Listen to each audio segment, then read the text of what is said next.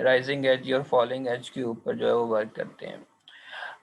तो rising as और falling edge से क्या मुराद है, मैंने जस्ट अभी थोड़ी देर पहले आपको ये बात बताई कि राइजिंग एज से मुराद ये है कि आप 0 से 1 पे साइड पर ट्रेवर्स कर रहे हैं, और फॉलिंग एज से मुराद ये है कि आप 1 से 0 पे जा रहे हैं। Not exactly 0, not exactly 1. I am already just saying that we are moving from 0 to 1, and for falling edge we are moving from 1 to 0.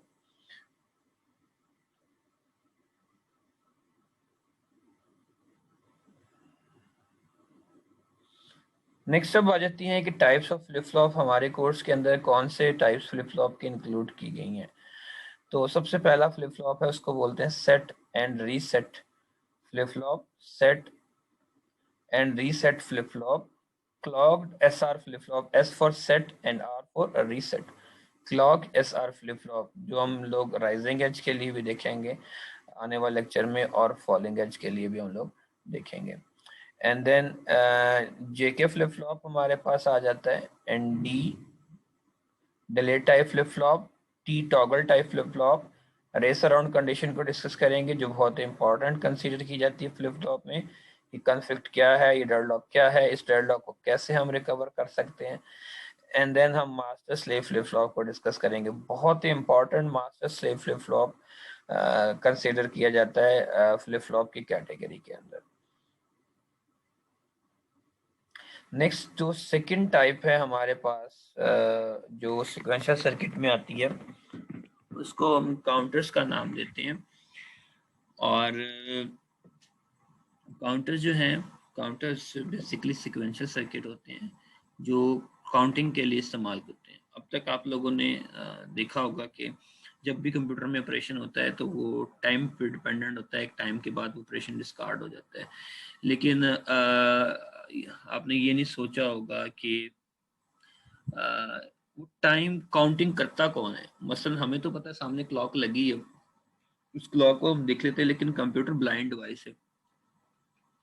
Computer का काम इनपुट वो लेना है, उसको प्रोसेस करवाना है। वो इनपुट लेके कितनी देर में प्रोसेस होती है उससे नहीं पता हो। उसके लिए काउंटिंग का पर्पस जो है वो काउंटर्स का सरंजाम देते हैं।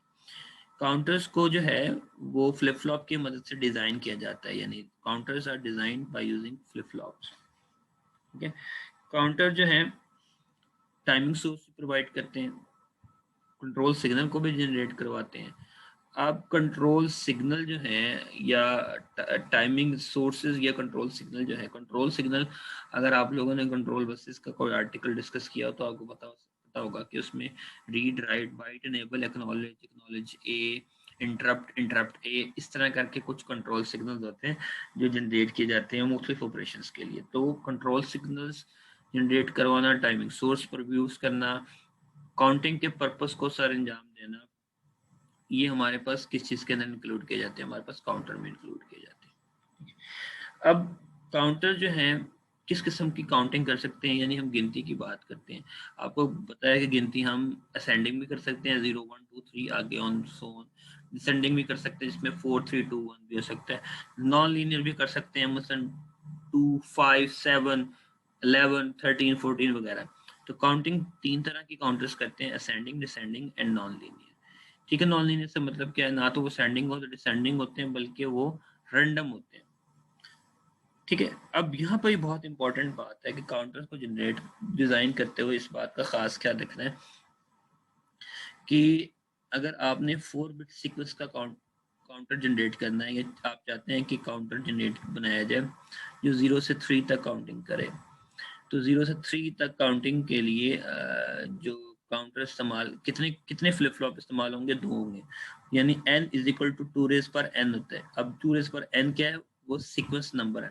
मसलन अगर आपने 8 गिनती के लिए काउंटर जनरेट करवाना है तो उसके लिए 3 फ्लिप फ्लॉप चाहिए होंगे। अगर आपको 16 सीक्वेंस को काउंट करवाने के लिए काउंटर चाहिए तो उसके लिए आपको 4 फ्लिप फ्लॉप होंगे। तो जब हम काउंटर को डिज़ाइन करेंगे हम इस चीज़ को बड़ी डिटेल के साथ डिस्कस करेंगे।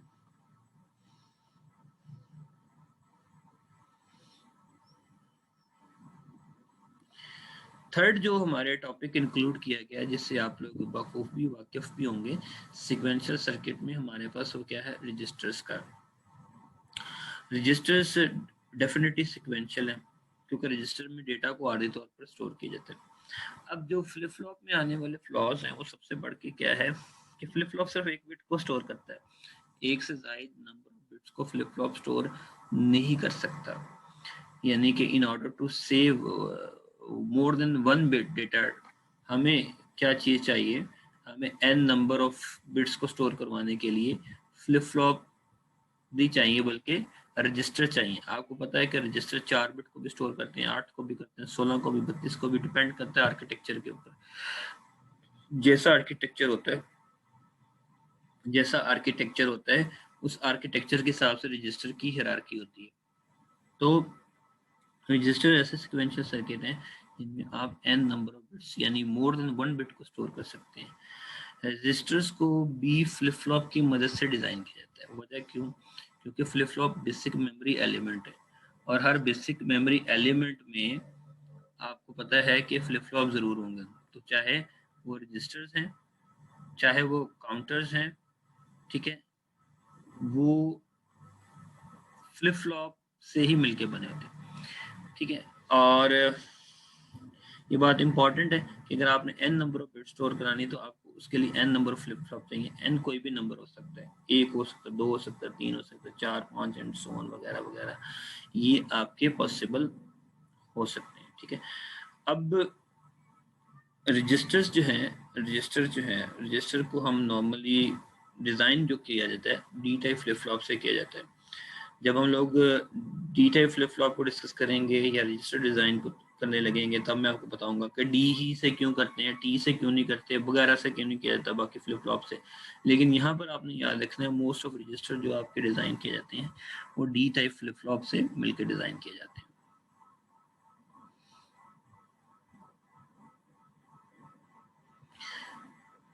ओके, रजिस्टर्स को जो है उनके ऑपरेशन के लिहाज से हमने कैटेगराइज कराया है। मसलन उसकी एप्लीकेशन, रजिस्टर को हम जो करेक्टराइज करते हैं हम उनकी एप्लीकेशन की वजह पर करते हैं। मोस्ट ऑफ जो आपको रजिस्टर नजर आते हैं वो आपके शिफ्ट रजिस्टर होते हैं या फिर आपके लोड रजिस्टर होते हैं। शिफ्ट रजिस्टर क्या करते हैं, बिट को राइट टू लेफ्ट शिफ्ट करते हैं या लेफ्ट टू राइट शिफ्ट करवाते हैं। यानी रजिस्टर को डिज़ाइन करने के लिए हमें दो ही मकासद हो सकते हैं, पर्पसेस हो सकते हैं, या तो डेटा को शिफ्ट करना, शिफ्ट किस साइड से, शिफ्ट राइट यानी राइट साइड पे शिफ्ट करवाना एक बिट, या लेफ्ट शिफ्ट करवाना। एंड सेकंड जो आपके टाइप आती है उसको हम स्टोरेज रजिस्टर का नाम देते हैं, ठीक है, स्टोरेज रजिस्टर का नाम देते हैं। अब स्टोरेज रजिस्टर डेफिनेटली शिफ्टिंग नहीं करेंगे बल्कि क्या करेंगे, डेटा को स्टोर करेंगे। तो रजिस्टर को दो एप्लीकेशंस की बिना पर हम डिज़ाइन करते हैं। एक शिफ्टिंग के लिए क्यों? क्योंकि कंप्यूटर के अंदर हमारे इंस्ट्रक्शंस होती हैं shift right, shift left, rotate वगैरह जैसी, ठीक है। और जब हम इसे स्टोरेज के तौर पर बात करते हैं तो स्टोरेज में हमारे पास जो है वो स्टोरेज रजिस्टर रहता है। ये डिपेंड करता है उसकी एप्लीकेशन के ऊपर और एक पर्सन के यूज़र के ऊपर कि आप क्या शिफ्टिंग करवाना चाहते हैं या फिर आप क्या करवाना चाहते हैं, या तो उसको स्टोरेज के तौर पर स्टोर करवाना चाहते हैं। उसके लिए डिज़ाइन किए जा सकते हैं रजिस्टर दो पर्पज़ के लिए, फर्स्ट एंड सेकेंड, इन दोनों के लिए डिज़ाइन किए जाते हैं।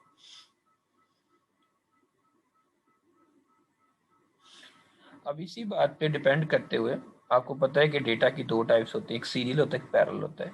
सीरियल में क्या होता है कि बिट बाय बिट, पैरेलल में क्या होता है आपकी multiple bits at a time निकलती हैं। तो टाइप ऑफ रजिस्टर्स में depending upon the operation on input and output, registers are design in 4 categories. पहली वाली क्या है, इसके अंदर आप देख सकते हैं कि इसमें क्या है, सीरियल इन सीरियल आउट, जिसमें डाटा सीरियल वे में इनपुट होगा, सीरियल वे में आउटपुट होगा, ठीक है। अब इसमें सीरियल इन सीरियल आउट जो है ये वाहद वो टाइप है जो नॉर्मली शिफ्टिंग के लिए इस्तेमाल होती है। या तो ये राइट शिफ्ट करेगा या फिर ये क्या करेगा, लेफ्ट शिफ्ट करेगा। सीरियल इन पैरेलल आउट, अब सीरियल इन पैरेलल आउट, सीपो जिसको नाम दिया जाता है, सीरियल इन पैरेलल आउट में क्या होगा, डेटा को सीरियल वे में इनपुट किया जाएगा और पैरेलल वे में इसको आउटपुट से लिया जाएगा। PISO, parallel in serial out, इसमें क्या होगा, डेटा मल्टीपल बिट फॉर्म में इनपुट होगा और बिट बाय बिट चाहिए आपके लीव करेगा। जब हम इसको डिज़ाइन कराऊंगा मैं आपको समझाऊंगा तो आप इस चीज़ को समझ जाएंगे। यहाँ पर हम सिर्फ इसका इंट्रोडक्शन देख रहे हैं। लास्ट वन कौन सा है, PIPO, parallel in and parallel out, parallel in and the parallel out register, ठीक है। इसमें क्या होगा, डेटा मल्टीपल बिट फॉर्म में एंटर होगा और मल्टीपल बिट फॉर्म में लीव होगा, ठीक है। आप लोग ये जानते हैं कि सीरियल डेटा कम्युनिकेशन स्लो होती है, क्यों? क्योंकि एक बिट गई, जब वो पहुंचेगी दूसरी बिट, फिर तीसरी and so on. Parallel communication क्यों फास्ट होती है? पैरेलल कम्युनिकेशन फास्ट इसलिए होती है क्योंकि इसमें multiple bit at a time जाती हैं या आती हैं। लेकिन रिलायबिलिटी की हम जब बात करते हैं या हम इनक्रिप्शन की या डेटा महफूज रखने की बात करते हैं तो उसमें बिट बाय बिट में डेटा लॉस होने के चांसेस कम होते हैं, क्योंकि एक बिट जाएगी, रिसीव होगी, दूसरी बिट जाएगी तब। पैरेलल बिट में ऐसा हो सकता है कि पैरेलल बिट में आप मल्टीपल डेटा बिट भेजें, पर मल्टीपल डेटा बिट भेजने के नतीजे में क्या होगा, आपके जो है वो कुछ बिट्स उसके अंदर लॉस हो सकती है। अब सेकंड, थर्ड और फोर्थ, ये जितनी भी टाइप्स है नॉर्मली आपके स्टोरेज रजिस्टर के लिए इस्तेमाल की जाती है। अब यहाँ डायग्राम में थोड़ा सा आपको एलैबोरेट किया है कि सीरियल, जब हम सीरियल इन सीरियल आउट की बात करते हैं तो आप देखें यहाँ से अगर हम डेटा इनपुट करें और आउटपुट से निकल रहा हो तो यह है serial in serial out, but क्या है, शिफ्टिंग क्या किस तरफ हो रही है, शिफ्ट टुवर्ड्स राइट हो रहा है आपका। यानी यहाँ पे डाटा होगा, अगले ऑपरेशन में वो यहाँ पे चला जाएगा, अगले में यहाँ पर, और यहाँ पर जाने से बाद यहाँ से लीव कर जाएगा। तो ये शिफ्टिंग टुवर्ड्स राइट है। अब ये भी आपके पास सीरियल इन सीरियल आउट है, लेकिन इसमें शिफ्टिंग क्या हो रही है, अब आप इनपुट क्या दे रहे हैं राइट साइड से और डेटा कहाँ जा रहा है, लेफ्ट साइड पर। तो ये क्या है, शिफ्ट, आपके पास क्या है, ये आपके पास शिफ्ट लेफ्ट है। अब पैरेलल पैरेलल आउट में क्या होगा पैरेलल पैरेलल आउट में क्या होगा, मल्टीपल इनपुट्स आएंगी आपके, ठीक है, इनपुट के तौर पर आ रही होंगी और इसी तरह मल्टीपल बिट्स आपके लीव कर रही होंगी। इसमें किसी किस्म की कोई शिफ्टिंग नहीं होगी, बल्कि इसको बतौर स्टोरेज के तौर पर हम इस्तेमाल करते हैं। सीरियल इन पैरेलल आउट में क्या होगा कि डेटा मल्टीपल फॉर्म में इनपुट होगा और मल्टीपल फॉर्म में आपके लीव कर जाएगा एट ए टाइम। यानी एक क्लॉक साइकिल चाहिए आपको इनपुट के लिए और एक ही क्लॉक साइकिल चाहिए आपके आउटपुट के लिए। यहाँ पर अगर 4 बिट डेटा है तो 4 बिट के लिए, हर बिट के लिए अलग अलग क्लॉक सिग्नल देने की जरूरत है। अब पैरेलल इन पैरेलल आउट में हम जब बात करते हैं तो आपके मल्टीपल बिट्स इनपुट के तौर पर पैरेलली इंसर्ट होंगी। 4 है तो 4 की 4 एट ए टाइम आ जाएंगी, ठीक है, लोड हो जाएंगी। और जब वो लीव करेंगी तो 4 की 4 एट ए टाइम आपकी क्या होंगी, वो लीव आउट कर जाएंगी। अब फिर यहाँ पे आपको रोटेशन का बताया गया है, जिस तरह शिफ्ट होता है इसी तरह रोटेट होता है। रोटेट में क्या होता है, जो लास्ट वाली बिट होती है वो दोबारा रोटेट होके आपके फर्स्ट पे आ जाती है, ठीक है। रोटेट राइट भी होता है और लेफ्ट भी होता है। अगर हम बात करें तो ये देखिए आप, रोटेशन जो है वो टूवर्ड्स आपके लेफ्ट टू राइट हो रही है। अगर हम ये वाली बात करें रोटेशन, तो ये क्या हो रही है, लेफ्ट टू राइट हो रही है। तो ये रजिस्टर्स जो हैं ये कुछ आपकी टाइप्स हैं और टाइप्स के लिहाज से हमने इनको डायग्रामेटिकली रिप्रेजेंट किया है। जब हम इसको डिज़ाइन करेंगे तो हम देखेंगे कि इसके ऑपरेशन कैसे कैसे जीरो बिट आ रही है, आती है, जाती है, तो आप बड़े आसानी के ज़रिए इस चीज़ को समझ जाएंगे, ठीक है। सो किसी बच्चे का यहाँ पे क्वेश्चन है तो प्लीज़ आप पूछ सकते हैं।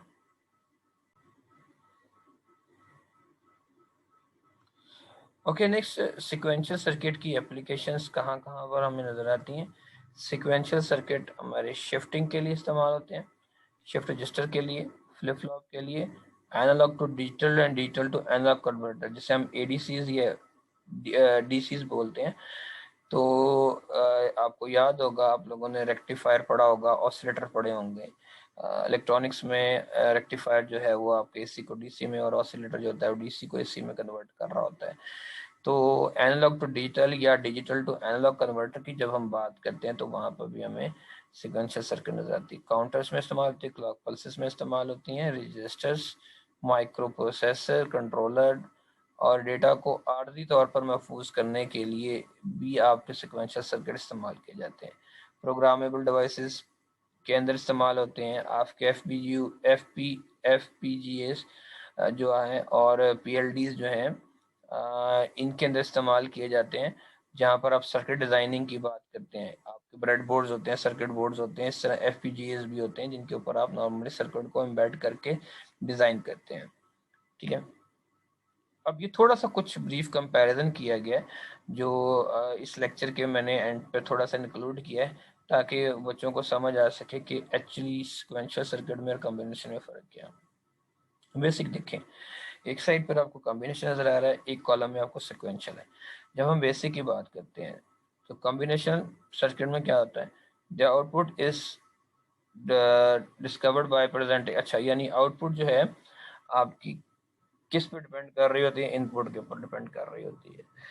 ठीक है, इसी तरह जब हम बात करते हैं सिक्वेंशियल सर्किट की, तो सिक्वेंशियल सर्किट में आपकी आउटपुट जो होती है नेक्स्ट को किसके ऊपर डिपेंड कर रही थी, प्रीवियस के ऊपर।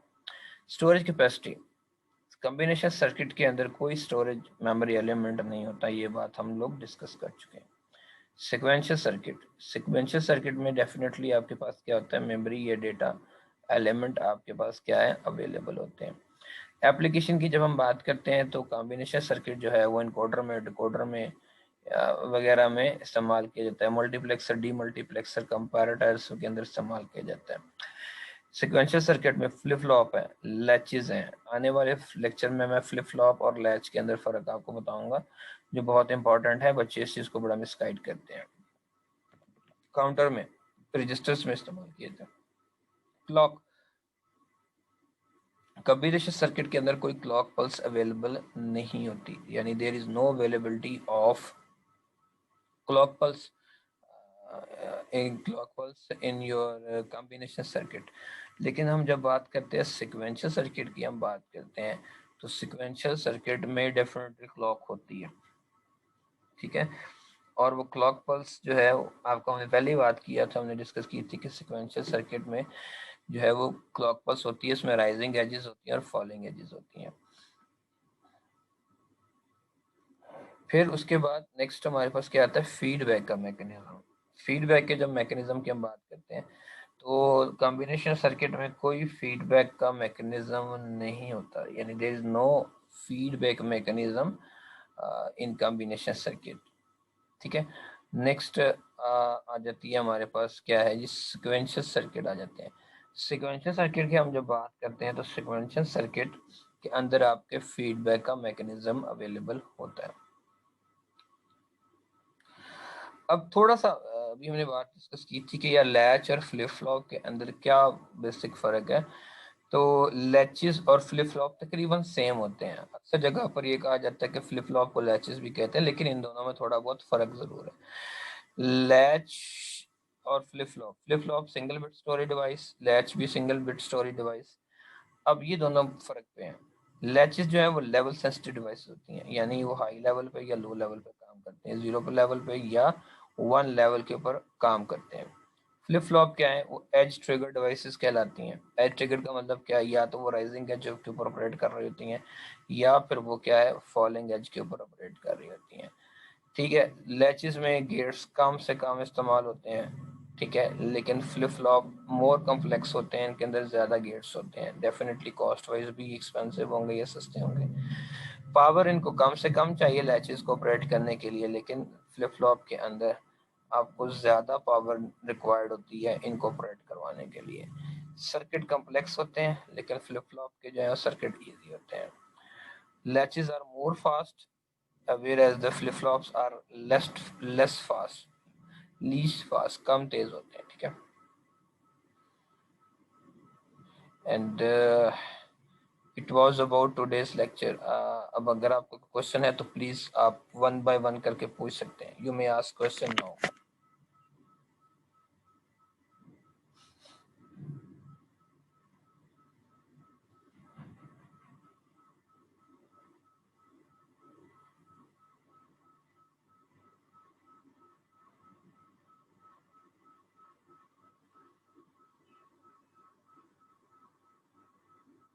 जी class, do you have any question? अगर आप लेक्चर तवज्जो से सुन रहे हैं तो डेफिनेटली आपका जो है वो क्वेश्चंस होते हैं। अगर आप नहीं सुन रहे तो कंफर्म बात है आपके पास कोई क्वेश्चन जो है क्वेश्चन नहीं होता।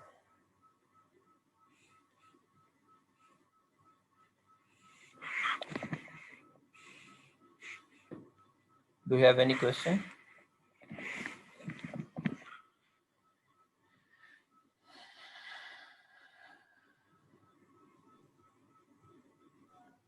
सर ये जो हमारा आज का लेक्चर हुआ है सर, जी जी।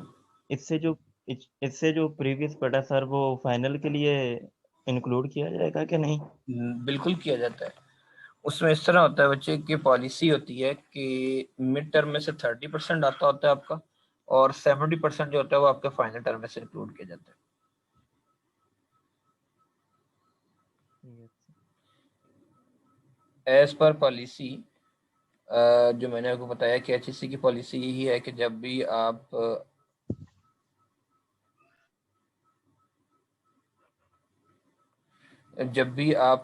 जो है वो पेपर कम बनाना चाहते हैं फाइनल वाला, तो उसमें इसी तरह होता है कि आप कुछ वेटेज जो है मिड की रखते हैं, मोस्ट ऑफ वेटेज जो है वो आप रखते होते हैं उसकी फाइनल कोर्स की।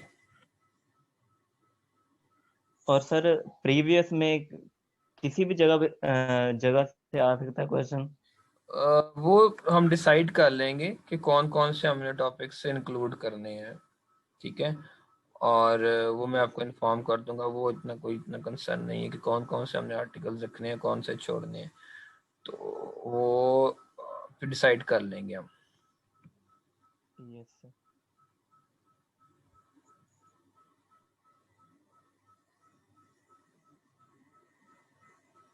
Okay, any other question?